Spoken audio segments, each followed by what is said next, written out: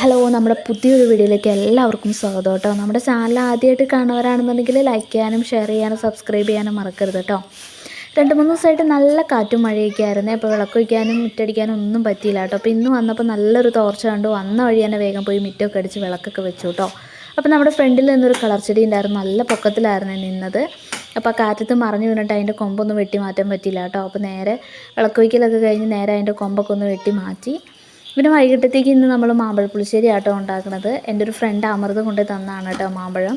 അപ്പോൾ മാമ്പഴത്തിൻ്റെ തൊലിയൊക്കെ ഒന്ന് കളഞ്ഞെടുത്തേക്ക് അതിനകത്തേക്ക് ഇഞ്ചിയും പച്ചമുളകും വേപ്പിലയും മഞ്ഞപ്പൊടിയും ഉപ്പും വെള്ളമൊക്കെ വെച്ചിട്ട് ഒന്ന് വേവിക്കാൻ വെക്കുന്നുണ്ട് കേട്ടോ. അച്ഛൻ ഇന്ന് ഉച്ചയ്ക്ക് ഓട്ടം പോയി, ഇനി 2 ദിവസം കഴിഞ്ഞിട്ടേ വരുള്ളൂ. അച്ഛൻ ഇല്ലാത്ത ദിവസങ്ങളിലാണ് കേട്ടോ ഇതേപോലത്തെ കറികളൊക്കെ ഉണ്ടാക്കുക. പിന്നെ പൊന്നുകുട്ടീൻ്റെ പിറവത്തുനിന്ന് കൊണ്ടുവന്നു. അപ്പോൾ ഇന്ന് ഞാനും വാക്കുട്ടനും പൊന്നുകുട്ടി മാത്രമേ ഉള്ളൂ കേട്ടോ. ഇനി സ്കൂൾ തുറക്കാൻ 2 ദിവസം കൂടി ഉള്ളൂല്ലോ. പൊന്നുകുട്ടിയുടെ സ്കൂളിൽ തന്നെ ആട്ടോ വാക്കുട്ടനെയും LKG ചേർത്തു ഈ പ്രാവശ്യം. അപ്പോൾ സ്കൂളിൽ പോണ തിരക്കും കാര്യങ്ങളൊക്കെ തുടങ്ങി. 2 ദിവസം മുന്നേ പിറവത്തുനിന്ന് കൊണ്ടുവന്നില്ല എന്നുണ്ടെങ്കിൽ പെട്ടെന്ന് തലേദിവസം കൊണ്ടുവന്ന് പിറ്റേ ദിവസം സ്കൂളിൽ പോകുമ്പോൾ ഭയങ്കര ഒരു വിഷമമായിരിക്കില്ലേ. അതുകൊണ്ട് ഒരാഴ്ച മുന്നേ തന്നെ കൊണ്ടുവന്നു. സ്കൂളിൽ പോണ കാര്യങ്ങളൊക്കെ മനസ്സിലേക്കൊക്കെ ഒന്ന് പറഞ്ഞ് സെറ്റാക്കി വെച്ചേക്കാണ് കേട്ടോ. വെള്ളത്തിന് നമുക്ക് നല്ല ക്ഷാമമായിരുന്നു കേട്ടോ. 2-3 ദിവസമായിട്ട് നല്ല മഴ പെയ്തപ്പോഴത്തേക്കും കിണറിലേക്കൊക്കെ നന്നായിട്ട് വെള്ളമൊക്കെ ആയിട്ടോ. അതുകൂടാതെ ഒച്ചിൻ്റെ ശല്യം കൂടി കേട്ടോ. ഒച്ചിനെ തുരത്താൻ വേണ്ടി എന്തെങ്കിലും ഐഡിയകളുണ്ടെങ്കിൽ കമൻറ്റ് ബോക്സിൽ ഒന്ന് കമൻറ്റ് ചെയ്യണേ.